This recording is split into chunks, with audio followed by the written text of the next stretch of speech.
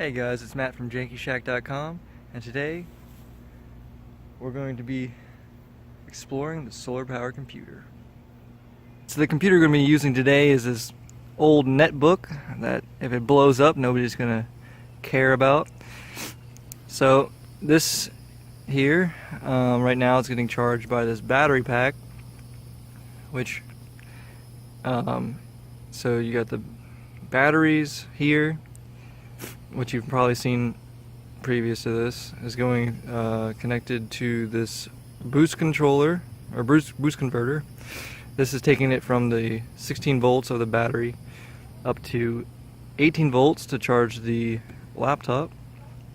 And then also we have this buck converter, which is converting, so you can see these. We got two 100 watt Renogy, I think, solar panels here. These are monocrystallines. We have them connected in series, meaning the positive from one of them goes to the negative of the other one.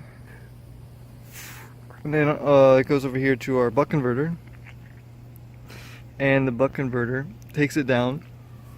I have it set right now to 16.8 volts, which is the maximum voltage that these batteries can take. And the reason I did that is because we don't have a BMS on these batteries, so if I just set the voltage charger to 16.8, the maximum level for each cell is 4.2, and as long as they're close, they won't overcharge any cells, and I can just leave it connected. So yeah, that's how it works. And then it goes from the batteries, like I said, to the boost converter, and the boost converter brings it up to whatever voltage I need, 18 volts for this laptop. Alright guys, the sun just popped out of the clouds here, and it's really hard to see on the camera, but we went from 1.5 amps to 4.7 amps just from that sun popping out from out of the clouds. So that's super dependent on sun exposure, obviously. I just moved the panels again to match the alignment of the sun, and we just gained another almost 2 amps. We're up to 6 amps on the buck converter, and that's actually what I have the limit of the converter set to, so it's probably much higher than that. The voltage on the battery cells are climbing. We're up to 4.03 now. We were at like 399, and we got the laptop charging at 799 volts and 1.49 amps. So you can see 62% in charging. We're 4.6, 4.8, 4.7. Batteries are filling up. 4.2, they'll be fully charged.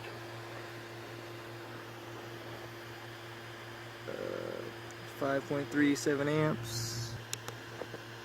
16.2 volts charging. I got it set to 16.8, but okay, got 1.5 amps charging at 18.5 volts. And there's the panels. Alright, something that's really interesting about this, and this is not an MPPT charger, and that's obviously, I see the advantage now of one. I have the current limited right now to 8 amps, but if I turn the current up, so you can notice right now it's at 32 volts on the panels. If I turn the current up, see just 8.8, and it immediately dropped down to 16 volts.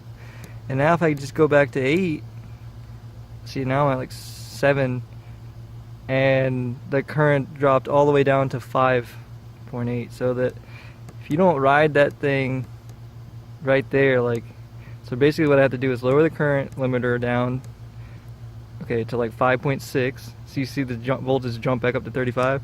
Now I can ride it back up to like 7 amps, 7.7,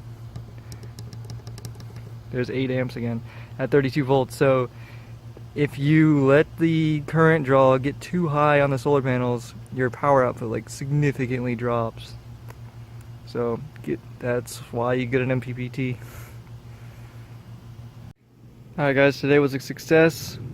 We successfully used these two 100 watt solar panels to charge this 64 cell, well, 4 cell but 64 individual 18650 cell batteries to their max capacity, and we charged this laptop to 100% in about 2.5 hours. So,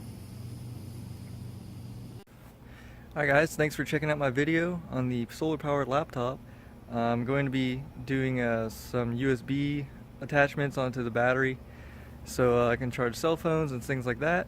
So make sure you check that out.